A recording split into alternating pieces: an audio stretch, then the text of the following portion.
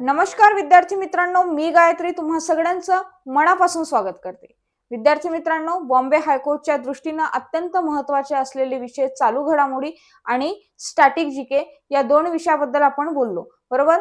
आपण काल परवाच्या व्हिडिओमध्ये बघितलं की चालू घडामोडीचा अभ्यास नेमका कसा करायचा, कुठले पॉइंट्स करायचे, आणि आज मी तुम्हाला स्ट्रॅटेजी देणार आहे स्टॅटिक जीकेची। आणि थंबनेल वरून तुम्हाला माहिती पडलंच असेल की स्टॅटिक जीकेचे असे 5 विषय आपण आज बघणार आहोत, असे 5 घटक बघणार आहोत ज्यावर वारंवार प्रश्न विचारले जातात। मग तुम्हाला प्रश्न पडला असेल की मॅडम नेमकं तुम्ही इतकं कॉन्फिडेंटली कसं काय सांगू शकता, बरोबर ना। तर विद्यार्थी मित्रांनो, मी जेव्हा पीवायक्यू चाडले आणि सर 1-2 वर्षाचे नाही तर सलग 3-4 वर्षांतले जेव्हा पीवायक्यू बघितले, 5-6 वर्षातले पीवायक्यू बघितले, तेव्हा त्या टॉपिकवर, त्या पर्टिक्युलर याच्यावर तुम्हाला वारंवार प्रश्न रिपीट झालेले दिसतात। मग तेच प्रश्न आपण करायचे आहे जेणेकरून आपला एकही मार्क जाणार नाही। चला तर जाणून घेऊया कुठले टॉपिक आहे ते किंवा कुठले घटक आहे। विद्यार्थी मित्रांनो, तुम्हा सगळ्यांच्या डोक्यात एक प्रश्न असतो की स्टॅटिक जीके म्हणजे काय। तर जीके जीएसचा जेव्हा आपण पार्ट बघतो त्यामध्ये 2 पार्ट असतात। एक असतो रँडम, म्हणजे ज्याला आपण करंट म्हणतो, चालू घडामोडी। चालू घडामोडी काय असतात की वारंवार बदलत असतात, वरचेवर अपडेट राहावं लागतं त्यामध्ये, बरोबर ना। समजा आता आपण उपमुख्यमंत्र्याचं जर उदाहरण घेतलं तर अजितदादा पवार हे काय होते, महाराष्ट्राचे उपमुख्यमंत्री होते, बरोबर। पण एक आपत्कालीन घटना घडली आणि त्यामध्ये त्यांचा जीव गेला, त्यामुळे लगेच उपमुख्यमंत्री काय झाल्या, चेंज झाल्या। म्हणजे काय, याला म्हणू आपण चालू घडामोडी, बरोबर, करेक्ट ना। मग आता स्टॅटिक जीके म्हणजे काय, तर स्टॅटिक जीके म्हणजे असा विषय जर एखादी घटना घडली तर ती पुन्हा कधीही बदलणार नाही, याला म्हणतो आपण स्टॅटिक जीके। समजा एखाद्या व्यक्तीला भारतरत्न पुरस्कार मिळालेला आहे, तर तो त्या व्यक्तीला मिळालेला पुरस्कार शेवटपर्यंत त्याच्या जवळ असेल, मग त्या पुरस्कारासाठी त्याचं नाव घेतलं जाईल, बरोबर ना। मग हे जी गोष्ट कधीही बदलणार नाही त्याला काय म्हणायचं, स्टॅटिक जीके। क्लिअर आहे। आता स्टॅटिक जीके म्हणजे काय समजलं। मग स्टॅटिक जीके तुम्हाला कुठल्या कुठल्या घटक असतात, तर स्टॅटिक जीके मध्ये तुम्हाला इतिहास विचारला जाऊ शकतो। इतिहासात घडलेल्या काही गोष्टी बदलणार नाहीत, बरोबर आहे, ठीक आहे। त्यानंतर भूगोल आहे, जसं की भूगोलमध्ये नद्या आहे, त्यानंतर कुठले स्थळ आहेत, काही आहेत, पर्वत आहेत, ह्या गोष्टी बदलणार का नाही, जे आहे ते आहे। ज्या गोष्टी बदलणार नाही आहेत त्यांना आपण स्टॅटिक जीके म्हणतो। यामध्ये राज्यशास्त्र आहे। आता राज्यशास्त्राच्या काही घटनांमध्ये दुरुस्ती केल्या जाते, पण राज्यशास्त्र जे आहे, राज्यशास्त्रामध्ये काही गोष्टी जशाच्या तशाच आहे, ज्या चालत आलेल्या आहेत त्यामध्ये बदल होतात, पण त्या घटना दुरुस्ती सुद्धा फिक्स असतात, बरोबर आहे। त्या केल्यानंतर त्यामध्ये पुन्हा जर हे करायची असेल तर त्याला खूप वेळ लागतो। मग ह्या सगळ्या गोष्टी काय असतात, आणि जर एखादी घटना दुरुस्ती झाली तर तो अपडेट आपल्यापर्यंत असतो। मग याला काय म्हणू आपण, स्टॅटिक जीके, बरोबर आहे। जसं विज्ञान आहे, सामान्य विज्ञान आहे। सामान्य विज्ञान मध्ये काय आहे की तुम्हाला जीवशास्त्र आहे, ठीक आहे, रसायनशास्त्र आहे, ह्या सगळ्या ज्या गोष्टी आहे, वनस्पती शास्त्र आहे, ह्या गोष्टी काय आहेत, फिक्स आहेत, याला आपण म्हणू शकतो स्टॅटिक जीके, बरोबर। मग स्टॅटिक जीके मध्ये आपल्याला मोस्टली इतिहास, भूगोल, राज्यशास्त्र आणि काय आहे, विज्ञान, सामान्य विज्ञान ज्याला आपण म्हणतो, ह्या 4-5 घटकांचा, 4-5 विषयांचा अभ्यास असतो। आता पुढे वगैरे काय आहे विद्यार्थी मित्रांनो, आता आलोय आपण मुख्य टप्प्यांवर की मुख्य घटक काय, आपल्याला वारंवार विचारले जाणारे 5 प्रमुख घटक कोणते, तर ते आहे। आता एक एक बघणार आहोत आपण। पहिला घटक जो आहे विद्यार्थी मित्रांनो, तो पहिला घटक आहे नृत्य। आता तुम्हाला यामध्ये काय होतं,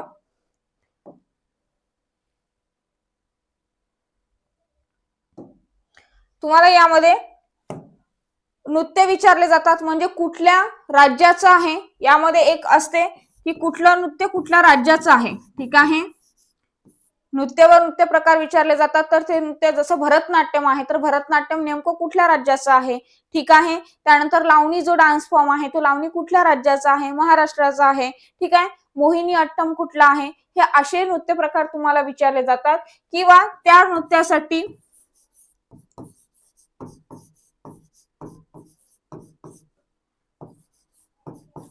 नृत्यासाठी प्रसिद्ध असलेले व्यक्ती विचारतात। त्या नृत्यासाठी प्रसिद्ध असलेले काय विचारतात, व्यक्ती विचारतात। म्हणजे एखादा व्यक्ती आहे त्याला त्या नृत्यासाठी स्पेशली ओळखल्या जाते, तर दिलेला व्यक्ती पुढीलपैकी कोणत्या नृत्याशी संबंधित आहे असा प्रश्न विचारला जातो, ठीक आहे। यामध्ये तुम्हाला वादक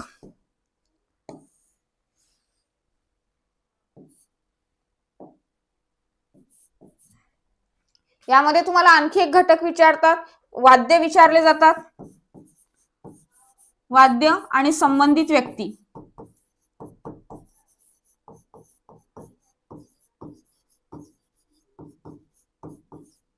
ठीक आहे, वाद्य आणि संबंधित व्यक्ती सुद्धा विचारले जातात. मग जर आपण पहिला पार्ट बघितला, पहिला घटक जर बघितला आपण नृत्य, तर नृत्यामध्ये काय विचारतील की एखादा नृत्य आहे तर नृत्य कुठल्या राज्याचं आहे. ठीक आहे, त्यानंतर विचारतील की त्या नृत्यासाठी प्रसिद्ध असलेला व्यक्ती म्हणजे त्या नृत्याशी संबंधित असलेला व्यक्ती विचारेल तुम्हाला की दिलेला व्यक्ती कुठल्या नृत्याशी संबंधित आहे खालीलपैकी, किंवा वाद्य विचारतील तर वाद्यासोबत संबंधित असलेले व्यक्ती विचारतील. ठीक आहे, मग हे तुम्हाला आवर्जून विचारले जाऊ शकतात. तर हे घटक तुम्हाला हा पार्ट यामधला सोडायचा नाहीच आहे, म्हणजे सोडून जमणारच नाहीये. तर करायचं आहे ना, मग करणार कुठून, बरोबर आहे. तर यासाठी याच युट्यूबच्या प्लॅटफॉर्मवर माझे स्टॅटिक जीकेचे लेक्चर झालेले आहे.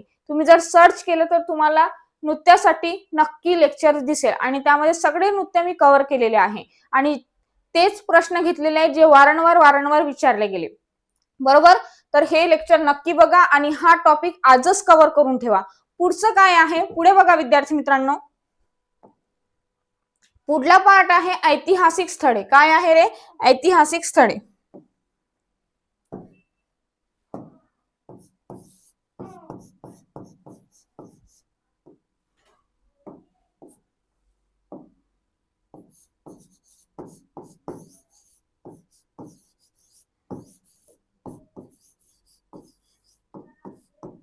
म्हणजे एखादं स्थळ असेल ते कुठल्या राज्यात आहे, कुठे स्थित आहे, ठीक आहे, त्याचं महत्व काय, त्याला काय म्हणून ओळखल्या जाते, किंवा त्याला जागतिक वारसा स्थळ प्राप्त मान्यता मिळाली आहे का युनेस्को कडून, कधी मिळाली, काय मिळाली, ह्या सगळ्या गोष्टी इथे आवर्जून विचारल्या जातात. मग ऐतिहासिक स्थळं जी फार नावाजलेली आहे जसं की सांची स्तूप आहे. ठीक आहे, तर ह्या अशा गोष्टी तुम्हाला लक्षात ठेवायच्या आहे. हे सुद्धा लेक्चर तुम्हाला युट्यूबच्या प्लॅटफॉर्मवर दिसून जातील. मी स्वतः घेतलेले आहे आणि एकदम दमदार आहेत, तुम्ही नक्की बघा. ठीक आहे, ऐतिहासिक स्थळ तुम्हाला विचारतील आणि आवर्जून विचारले जातात. ऐतिहासिक स्थळ काय विचारतील की कुठल्या राज्यातलं आहे. ठीक आहे, आणि नेमकं त्याचं म्हणजे काय हे आहे, कशाशी संबंधित आहे. एखादं ऐतिहासिक स्थळ आहे आणि ते एखादं ऐतिहासिक मंदिर आहे तर ते कुठल्या देवाशी संबंधित आहे, असा सुद्धा प्रश्न विचारला जाऊ शकतो. तर हे टॉपिक आवर्जून करायचं आहे. पुढे बघा विद्यार्थी मित्रांनो, पुढचं जे विचारलं जातं, पुढे विचारलं जातं तुम्हाला क्रीडा प्रकार. काय विचारला जातो? क्रीडा प्रकार.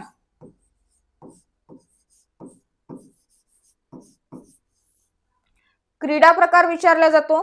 क्रीडा प्रकारामध्ये नेमकं काय असतं की एखादा खेळ आहे, त्या खेळाशी संबंधित खेळाडू तुम्हाला विचारतात, खेळाशी संबंधित खेळाडू विचारतात. त्यानंतर आणखी असं विचारतं की हा खेळ कुठल्या देशाचा आहे. ठीक आहे, एखादाचा खेळ आहे की तो स्पेशली तिथेच खेळला जातो. ठीक आहे, तर असं सुद्धा विचारलं जाऊ शकतं की हा कुठल्या देशाचा प्रसिद्ध खेळ आहे किंवा कुठला खेळाडू या खेळाशी संबंधित आहे. हे असे प्रश्न यामध्ये विचारले जातात.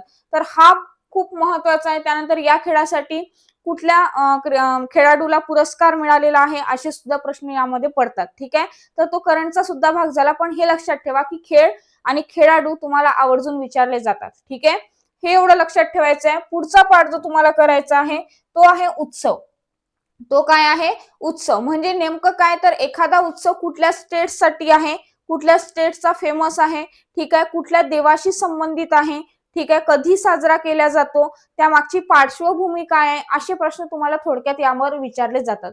तर हे प्रश्न तुम्हाला आवर्जून करायचे आहे. जसं हे आहे संक्रांती सण आहे. ठीक आहे, आपण ज्याला मकर संक्रांत म्हणतो. मकर संक्रांत जो आहे तो वेगळ्या वेगळ्या स्टेटमध्ये वेगळ्या वेगळ्या नावाने ओळखल्या जाते.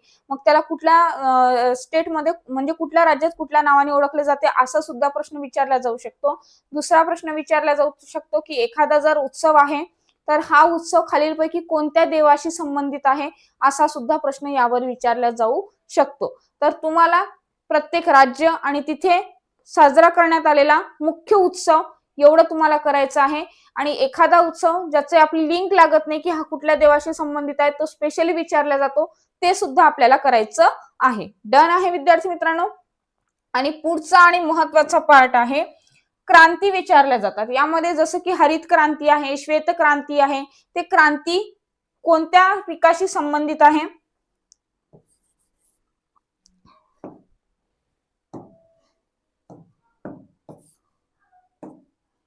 तुम्हाला एक विचारलं जाऊ शकतं की क्रांती कशाशी संबंधित आहे?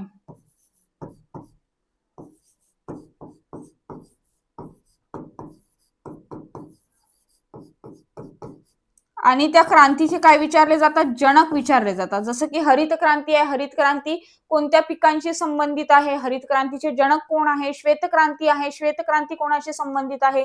त्याचे जनक कोण आहे? ठीक आहे. गुलाबी क्रांती आहे, लाल क्रांती आहे, रजत क्रांती आहे. ह्या सगळ्या गोष्टी यामध्ये तुम्हाला विचारले जातात. यावर जर तुम्ही मागचे पीवायक्यू जर बघितले असेल तर पीवायक्यू एकदा पुन्हा बघा. त्या पीवायक्यू मध्ये तुम्हाला मी सांगितलेले 5 घटक आवर्जून आढळून येतील की खरंच यावर प्रश्न पडलाय आणि त्यावरून तुम्हाला एक अभ्यासाची लिंक लागते. कारण कमी दिवसात जास्त अभ्यास करायचा आहे आणि आपली पोस्ट सिक्युअर करायची आहे. बरोबर आहे? ठरलंय ना आपलं? अभ्यास करायचा, जोमाने करायचा. आणि कसा होणार तेही मी करून घेणार. चिंता करायची नाही, काळजी करायची नाही, ताण घ्यायचा नाहीये, ताण द्यायचा आहे. कशाला द्यायचा आहे? लोकांना ताण आला पाहिजे, बापरे पोरगी एवढा अभ्यास करते, पोरगी एवढी अभ्यास करते. बरोबर ना? तर विद्यार्थी मित्रांनो लक्षात ठेवा, अभ्यास तुमचा छान पद्धतीने मी करून घेईल. तुम्ही फक्त सगळ्या गोष्टी माझ्यावर सोपवून द्या आणि मी ज्या पद्धतीने सांगते त्या पद्धतीने लक्षात ठेवा. कॉन्फिडेंटली सांगते, तुमची पोस्ट नक्की निघेल. छान पद्धतीने अभ्यास होईल. एक आत्मविश्वास तुमचा स्वतःचा वाढलेला असेल. आणि रिव्हिजन सेशन सुद्धा मी घेते. त्यानंतर सगळे डेली बेसवर तुमचे करंट अफेअर्सचे लेक्चर जात आहे. वीकली तुमचं स्टॅटिक जीकेचे लेक्चर जात आहे आणि लवकरच आपण डेली बेसवर स्टॅटिक जीकेचे लेक्चर सुद्धा चालू करणार आहोत. मागे मी घेतले होते, मध्यंतरी त्याला काही कारणास्तव थोडा ब्रेक पडला, पण ब्रेक पडू दिला नाही. त्याचं आपण वीकली रिव्हिजन सेशन लावलं. आता मात्र पुन्हा डेली बेस आपण चालू करणार आहोत. चला तर विद्यार्थी मित्रांनो, सगळ्या गोष्टी आवडल्या असतील तर ही स्ट्रॅटेजी नक्की फॉलो करा. तुमच्या गरजू मित्रमैत्रिणींपर्यंत जास्तीत जास्त शेअर करा आणि अजूनही चॅनलला सबस्क्राईब केलं नसेल तर सबस्क्राईब करून घ्या. आणि दररोज सकाळी 9 वाजता याच युट्यूबच्या प्लॅटफॉर्मवर चालू घडामोडीचं लेक्चर असतं, ते पाहायला विसरू नका.